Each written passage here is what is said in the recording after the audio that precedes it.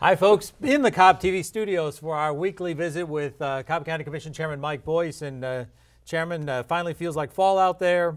A lot still going on, and you did want to talk first of all about one of our big issues, at least on our webpage and what we get in the communications office, is about StereoGenics. Sure. Well, we got to be careful here because we don't want to do anything that might impact litigation. But what I can tell you is that as a result of multi sources of discussion, the state, the federal government, cities, the county, two counties, and also, more importantly, the public, I can tell you that there is all kinds of attention being paid to this problem. And as we know, the initial issue was that they were authorized to emit a certain level of ethylene oxide into the atmosphere, and then that standard changed earlier this year. And then for some reason, the announcement of that lowering of the emission was highlighted by an outside source rather than the EPD or EPA, although I'm sure they put it on the website, but nonetheless, people won't just scan through the website, so looking for stuff on there. So there's a perception that there was lack of transparency on this, and I just don't think that's the case. I think this is a matter of people got caught up in trying to meet the new standard, and in the process of doing that, it came to the attention of the public, and the public reacted in a way that has now forced many, many people to go on the defensive. But I think it's important to put the categories of responsibility in the right places here. The level of emissions is the responsibility of the federal and the state government. That is not the responsibility of the county. The county's responsibility is to ensure that any facility, StereoGenics, any business, meets the county code for the buildings that they're going to operate within, and that they meet also federal, state, county, and other ordinances to comply with that. And in the process of doing that, once they meet all those standards, at least for the building permits go and the construction, then we provide them with a certificate of occupancy. And right now, because of the modifications that are going to have to be made to the building for them to comply with the new federal and state standards, their certificate of occupancy has been rescinded until they meet the new permit standards for them to produce this ethylene oxide. Now, I understand that we have two extremes here. We have one side who says that the federal government is saying that this is a safe level of emission, and then we have another side say that the only safe level of emission is zero. That's the nature of of public engagement. So all I'm saying right now is that the county attorney this week sent another letter to StereoGenics covering issues that we believe are county related. I also saw a recent letter from the Environmental Protection Division of the state sending StereoGenics a letter with regard to state issues. So there's a lot of moving pieces out there. The legal departments of everyone involved are heavily engaged, and all I'm asking for people here is to let this thing play its course in the process of the law. And once that comes out, then there'll be further discussion whether or not what we should do in response to the public's concerns.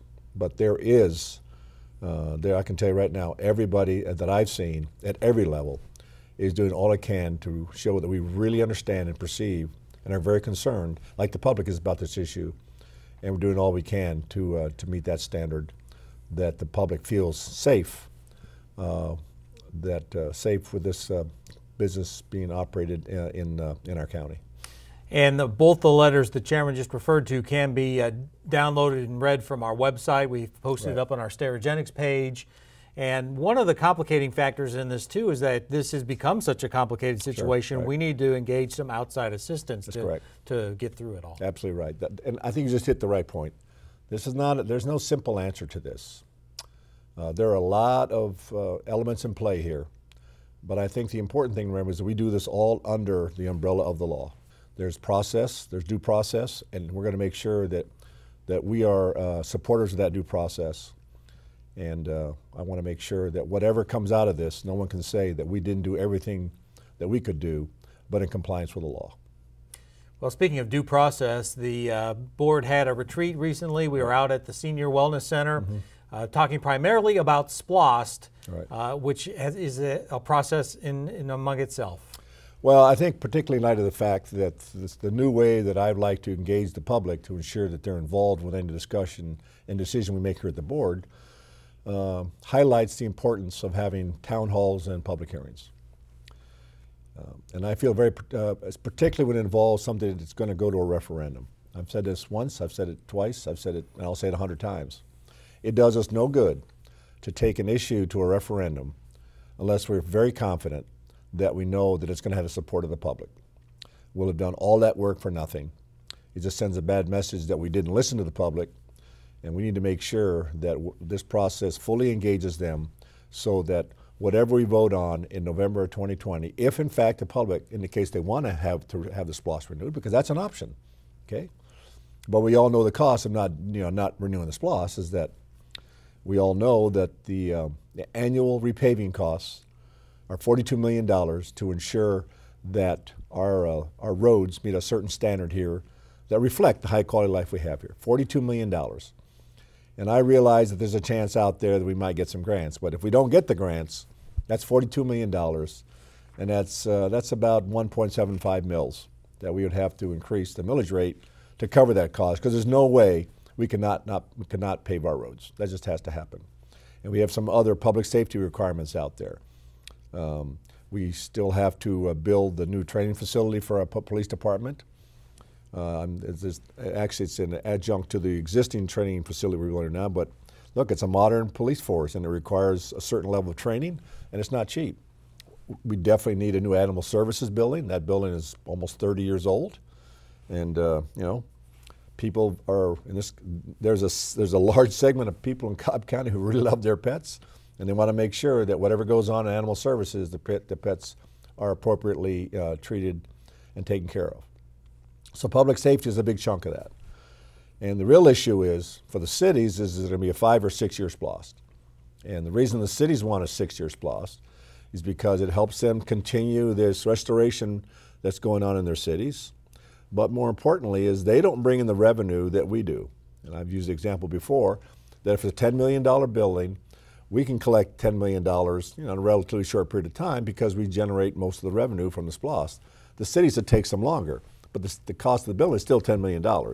So in order for them to fully have a program that's fully funded and sustainable, they believe they need 6 years.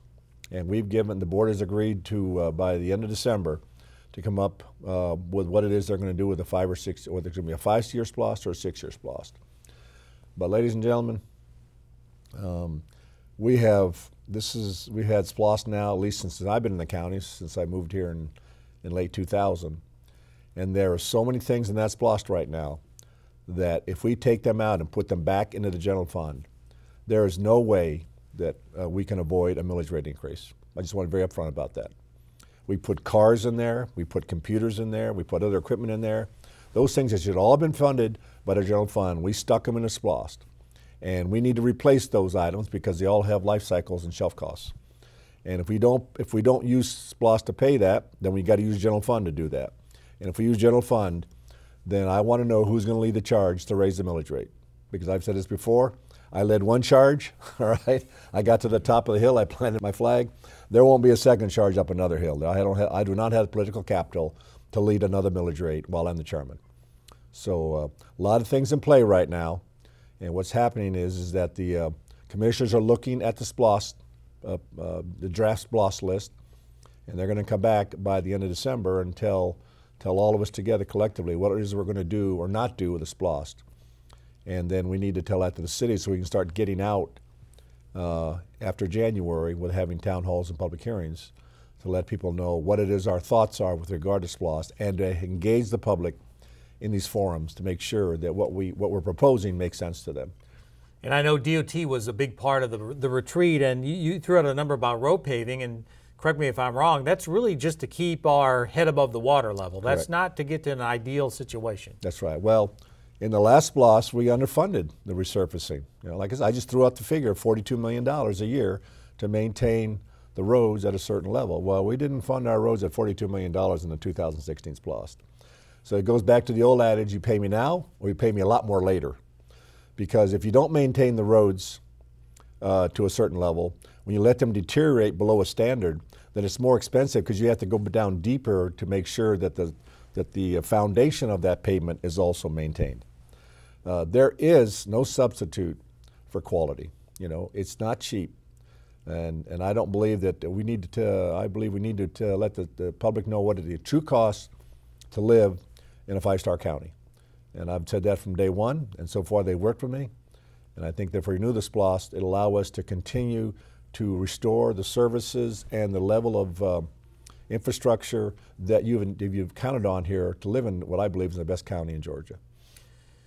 Then after the retreat, we had a board meeting Tuesday in which the board did vote by a 3-2 vote, if I remember, to give some of our Superior Court judges a raise. Right.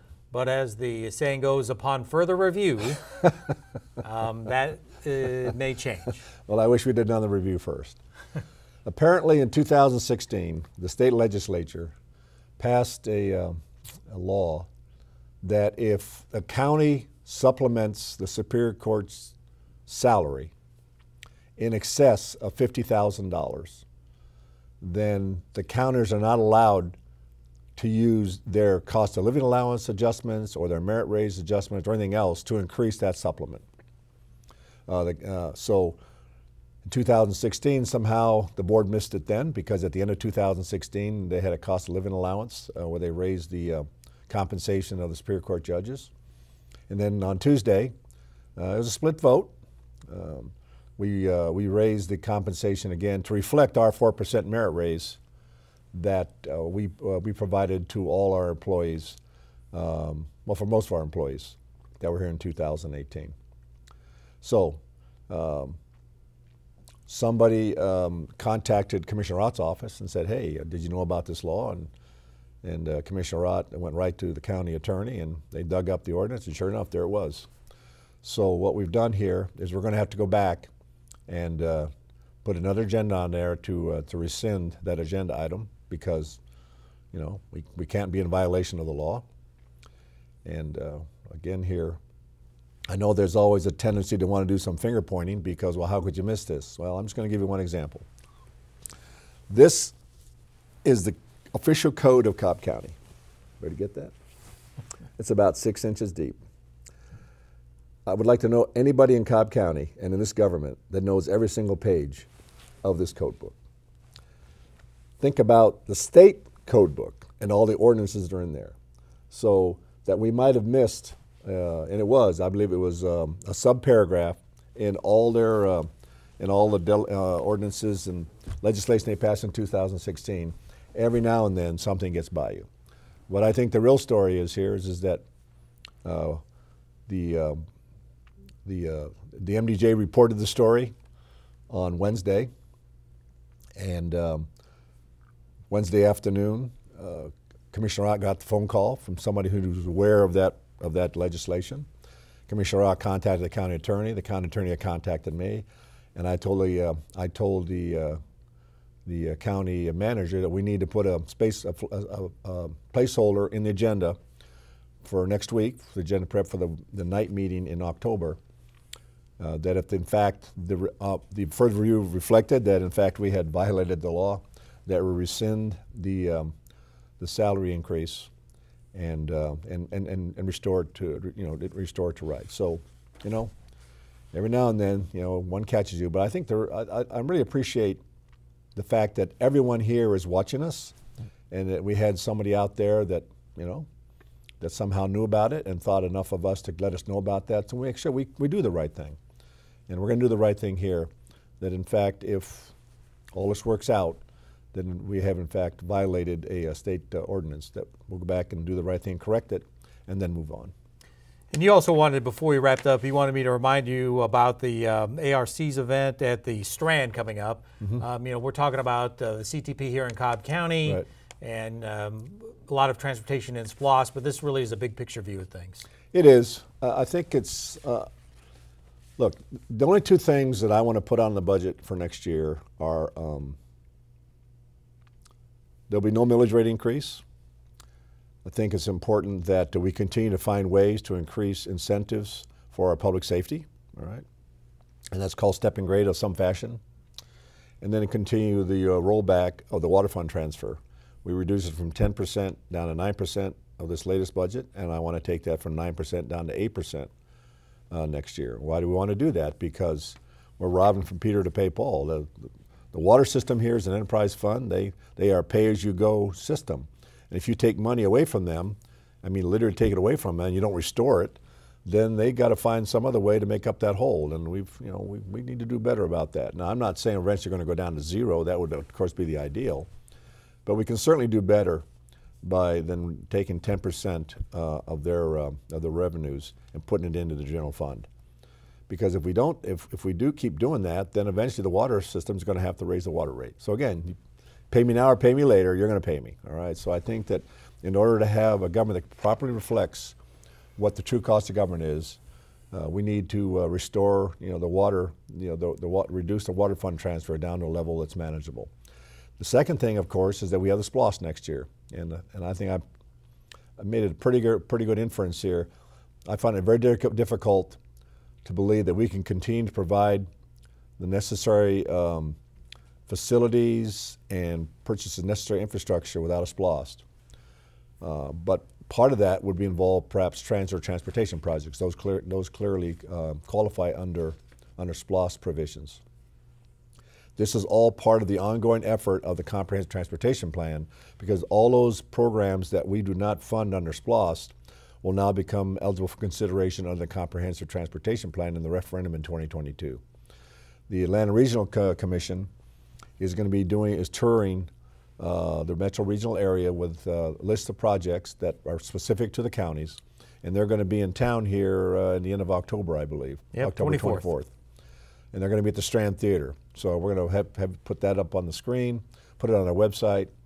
We want you to stay engaged. It doesn't make any sense for everybody at the very last minute to jump in and say, okay, we need to do something. We've been doing something for almost a year now, if you count the study and the survey.